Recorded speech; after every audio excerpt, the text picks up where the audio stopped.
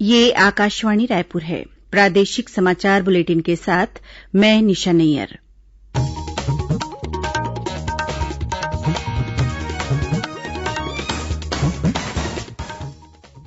अब पेश है आज के मुख्य समाचार। प्रदेश के कई शहरी क्षेत्रों में कल से लॉकडाउन में दी जाएगी ढील। रायपुर में सुबह 6 बजे से रात 8 बजे तक 5 पालियों में खुल सकेंगी विभिन्न दुकानें। कोरोना संक्रमण के बढ़ते मामलों के बीच स्वास्थ्य विभाग द्वारा आज जारी सूची के अनुसार प्रदेश के 114 विकासखंडों को रेड जोन घोषित किया गया है। राज्य सरकार ने निजी अस्पतालों के संचालकों से उनके यहां भर्ती कोरोना संदिग्ध मरीजों की जांच कराने को कहा है और आगामी 24 घंटों के दौरान प्रदेश में 1-2 स्थानों पर तेज बारिश होने और गरज चमक के साथ आकाशीय बिजली गिरने की चेतावनी।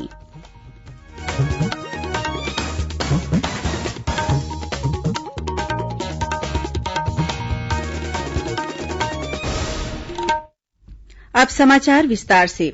प्रदेश के कई शहरी क्षेत्रों में लगाए गए लॉकडाउन की समय सीमा आज रात समाप्त हो रही है। विभिन्न जिलों से प्राप्त समाचार के अनुसार जिला प्रशासन ने कल से दुकानों को अधिक समय तक खोलने की अनुमति दी है।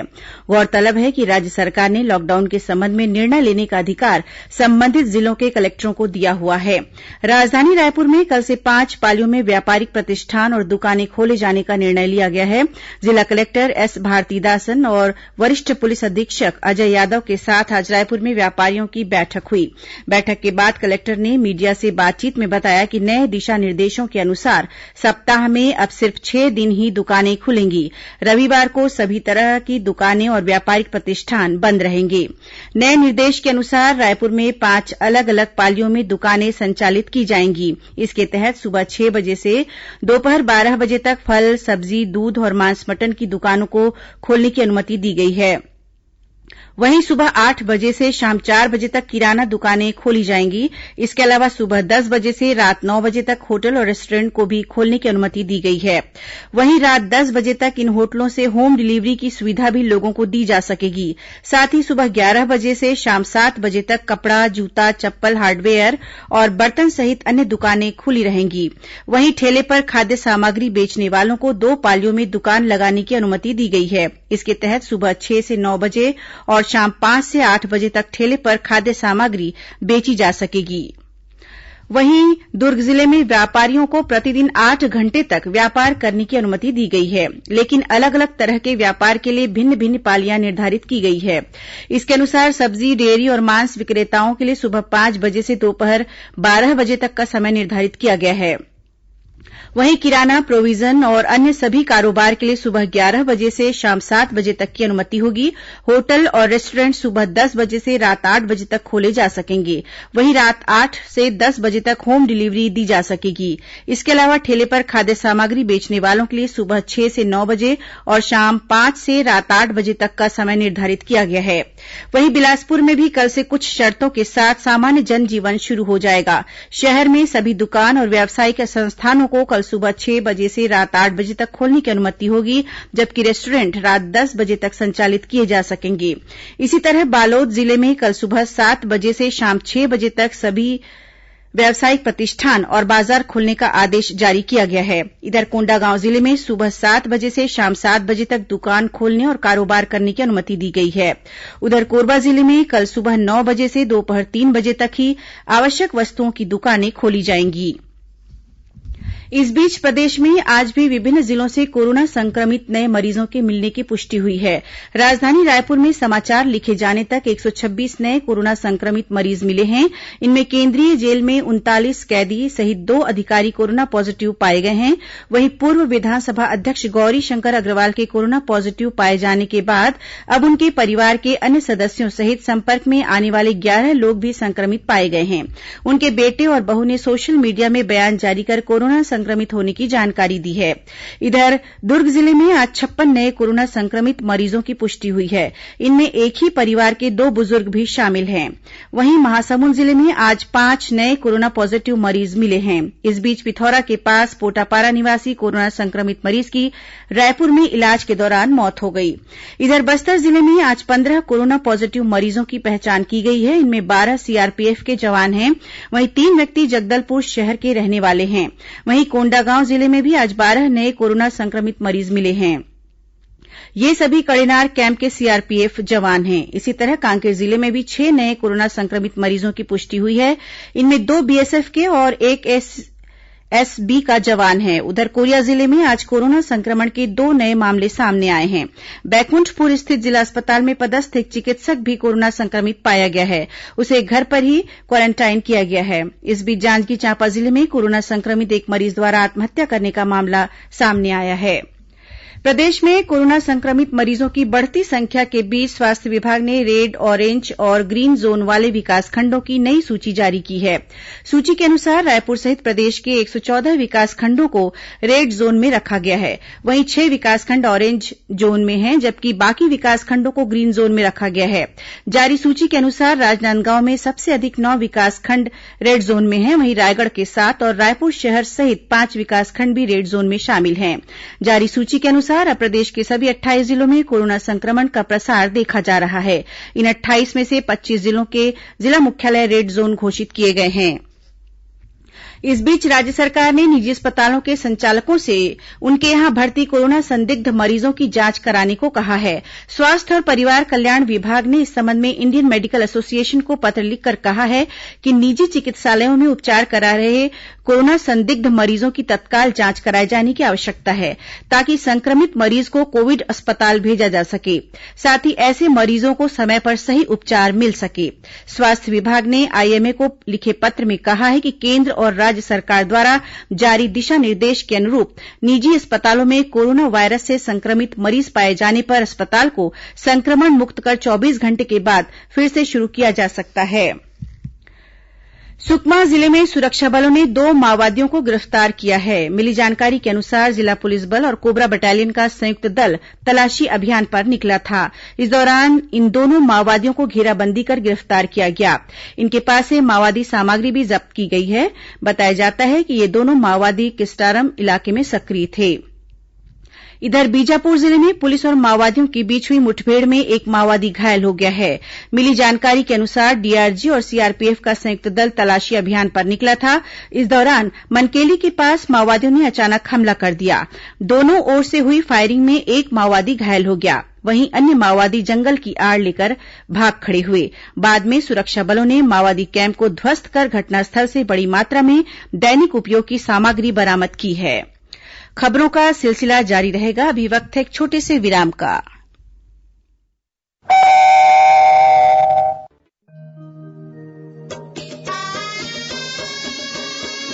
आपकी बात माननीय मुख्यमंत्री भूपेश बघेल के साथ।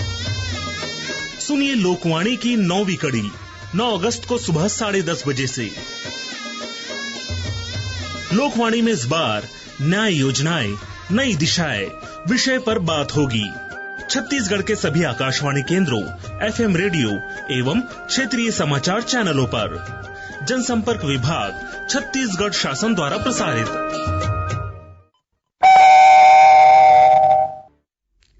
प्रादेशिक समाचार आप आकाशवाणी रायपुर से सुन रहे हैं। अब आगे बढ़ते हैं बाकी के समाचारों की ओर। राज्यपाल अनुसुईया उइके ने अयोध्या में श्रीराम मंदिर निर्माण के भूमि पूजन पर देशवासियों को बधाई और शुभकामनाएं दी हैं। उन्होंने अपने संदेश में कहा कि भगवान राम सबके आराध्य देव हैं। उनका पूरा जीवन सभी के लिए एक आदर्श है। राज्यपाल ने कहा कि भगवान राम के जीवन से सांस्कृतिक और राष्ट्रीय एकता का संदेश मिलता है। उन्होंने कहा कि छत्तीसगढ़ को भगवान श्रीराम का ननिहाल माना जाता है और ये माता कौशल्या की जन्मभूमि है। राज्यपाल ने कहा कि प्रधानमंत्री नरेन्द्र मोदी द्वारा अयोध्या में श्रीराम मंदिर निर्माण का भूमि पूजन करना पूरे देशवासियों के लिए ऐतिहासिक क्षण था। इस बीच राज्य सरकार ने राम वन गमन पथ पर सुगंधित फूलों और फलों के पौधे रोपने का निर्णय लिया है। साथ ही इस मार्ग पर वन औषधियों के पौधे भी लगाए जाएंगे। इसके अलावा सभी चयनित पर्यटन स्थलों पर सुगंधित फूलों वाली वाटिकाएं तैयार की जाएंगी। वहीं राम वन गमन के 528 किलोमीटर मार्ग के दोनों ओर 1.5 लाख से अधिक पौधे रोपे जाने का लक्ष्य है। इस परियोजना पर इस महीने से ही काम शुरू हो जाएगा। पर्यटन सचिव पी अन्बलगन ने बताया कि इस परियोजना के तहत 2260 किलोमीटर सड़कों का विकास किया जाएगा। करीब 1400 किलोमीटर सड़कों के दोनों ओर वृक्षारोपण किए जाएंगे। उन्होंने बताया कि कई स्थानों पर बायोडायवर्सिटी पार्क का निर्माण भी किया जाएगा। साथ ही धमतरी जिले में सप्तऋषि आश्रम का भी सौंदर्यीकरण किया जाएगा। उन्होंने बताया कि पर्यटन स्थलों पर पूजन सामग्रियों के परंपरागत बाजार को भी व्यवस्थित कर नए तरीके से डिजाइन किया जाएगा। पर्यटन सचिव ने बताया कि राम वनगमन परिपथ में कोरिया से लेकर सुकमा तक सूचनात्मक स्वागत द्वार स्थापित किए जाएंगे। साथ ही परिपथ में सड़क किनारे विभिन्न स्थानों की दूरी और दिशा बताने वाले डायरेक्शन पोस्ट भी स्थापित किए जाएंगे। गौरतलब है कि पर्यटन विभाग ने इतिहासकारों से चर्चा कर विभिन्न शोध पत्रों और प्राचीन मान्यताओं के आधार पर राम वनगमन पथ के 75 स्थलों को छत्तीसगढ़ में चिन्हित किया है। इनमें 9 स्थलों का पहले चरण में विकास किया जा रहा है। 74वें स्वतंत्रता दिवस समारोह के बारे में हम आज आपके लिए महिलाओं के कल्याण के प्रयासों पर विशेष रिपोर्ट लाए हैं। राष्ट्रीय जनतांत्रिक गठबंधन सरकार की नीति में शासकीय व्यवस्था और कार्यसूची में महिलाओं की सुरक्षा को विशेष महत्व दिया गया है। पिछले 5 वर्षों में महिलाओं की अस्मिता और कल्याण के बारे में सरकार ने कई क्रांतिकारी घोषणाएं की हैं। पिछले साल सरकार ने मुस्लिम महिला विवाह अधिकार संरक्षण विधेयक को संसद से पास करवाकर 3 तलाक जैसी कुप्रथा को गैर कानूनी बनाया। बालिकाओं को सुरक्षित माहौल प्रदान करने के उद्देश्य से उनके खिलाफ होने वाली यौन हिंसा के लिए भी सख्त कानून बनाया। इसके तहत 12 वर्ष से कम आयु की बच्चियों के साथ बलात्कार के दोषी के लिए मृत्युदंड का प्रावधान किया गया है। प्रधानमंत्री उज्ज्वला योजना के व्यापक क्रियान्वयन से अब महिलाओं को रसोई के धुएं से मुक्ति मिली है। साथ ही बेटी बचाओ बेटी पढ़ाओ जैसे जागरूकता कार्यक्रम ने लड़कियों के जीवन बचाने, उनकी बेहतर शिक्षा और उन्हें सबल नागरिक बनाने की दिशा में महत्वपूर्ण भूमिका निभाई है। कांकेर जिले के अंतागढ़ से जल्द ही रेल यात्री और माल परिवहन सेवाएं शुरू होंगी। इसके लिए दक्षिण पूर्व मध्य रेलवे ने केवटी रेलवे स्टेशन से अंतागढ़ तक 17 किलोमीटर रेल लाइन का विस्तार किया है।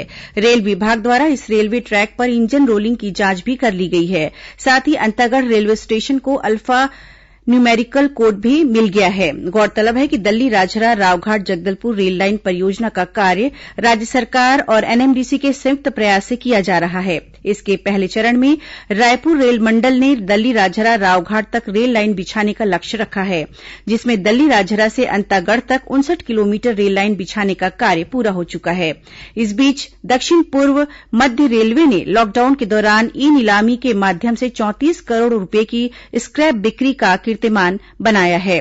इसमें रायपुर रेल मंडल ने करीब 20 करोड़ रूपये की स्क्रैप बिक्री का योगदान दिया है। बस्तर जिले के ग्राम पंचायत भाटपाल में बीते 18 जून से संचालित आमचो बस्तर रेडियो कार्यक्रम ने पूरे प्रदेश में अपनी अलग पहचान बनाई है। जिला कलेक्टर रजत बंसल ने आज इस आमचो बस्तर रेडियो लाउड स्पीकर से पढ़ाई व्यवस्था का निरीक्षण किया। इस दौरान उन्होंने गांव के बच्चों और उनके पालकों से लाउड स्पीकर से पढ़ाई व्यवस्था पर चर्चा की।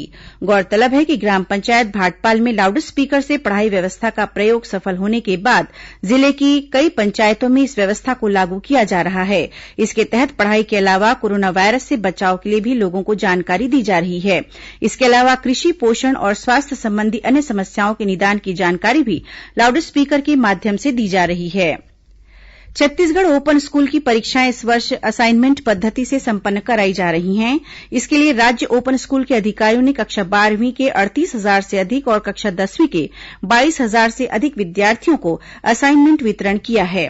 अधिकारियों ने बताया कि जो छात्र किसी कारणवश अपने परीक्षा केन्द्रों से असाइनमेंट प्राप्त नहीं कर सके हैं, वे 17 से 22 अगस्त के बीच राज्य कार्यालय या राज्य ओपन स्कूल की वेबसाइट से असाइनमेंट डाउनलोड करके A4 साइज के कागज पर उत्तर लिखकर 22 अगस्त तक जमा करा सकते हैं। अब पेश है मौसम का हाल। प्रदेश में अगले 24 घंटों के दौरान अनेक स्थानों पर हल्की से मध्यम बारिश होने अथवा गरज चमक के साथ छींटे पड़ने की संभावना है।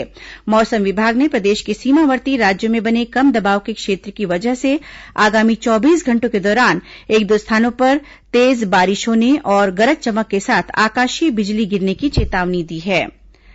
अब कुछ अन्य खबरें संक्षिप्त में। दुर्ग जिले में युवा कारोबारी द्वारा आत्महत्या करने के मामले में पुलिस ने एक महिला सहित 3 लोगों को गिरफ्तार किया है। कोरबा जिले के बोदरापारा गांव में हाथी के हमले से एक महिला की मौत हो गई, वहीं एक बालिका घायल हो गई है। जांजगीर चांपा जिले के अकलतरा क्षेत्र के सोनडीह गांव में बिजली करंट की चपेट में आने से एक किसान की मौत हो गई। बालोद जिले के जगतरा गांव में एक बच्ची की तालाब में डूबने से मौत हो गई। बलरामपुर जिले के चांदो वन परिक्षेत्र में पुटसुरा गांव में नीलगाय का शिकार करने के मामले में 21 आरोपियों को गिरफ्तार किया है। और रायपुर के खमारडी थाने का स्थायी वारंटी कल भीमराव अंबेडकर अस्पताल से उपचार के दौरान फरार हो गया। अंत में मुख्य समाचार एक बार फिर। प्रदेश के कई शहरी क्षेत्रों में कल से लॉकडाउन में दी जाएगी ढील। रायपुर में सुबह 6 बजे से रात 8 बजे तक 5 पालियों में खुल सकेंगी विभिन्न दुकानें। कोरोना संक्रमण के बढ़ते मामलों के बीच स्वास्थ्य विभाग द्वारा आज जारी सूची के अनुसार प्रदेश के 114 विकासखंडों को रेड जोन घोषित किया गया है। राज्य सरकार ने निजी अस्पतालों के संचालकों से उनके यहां भर्ती कोरोना संदिग्ध मरीजों की जांच कराने को कहा है। और आगामी 24 घंटों के दौरान प्रदेश में 1-2 स्थानों पर तेज बारिश होने और गरज चमक के साथ आकाशीय बिजली गिरने की चेतावनी। इसी के साथ प्रादेशिक समाचार बुलेटिन समाप्त हुआ। नमस्कार।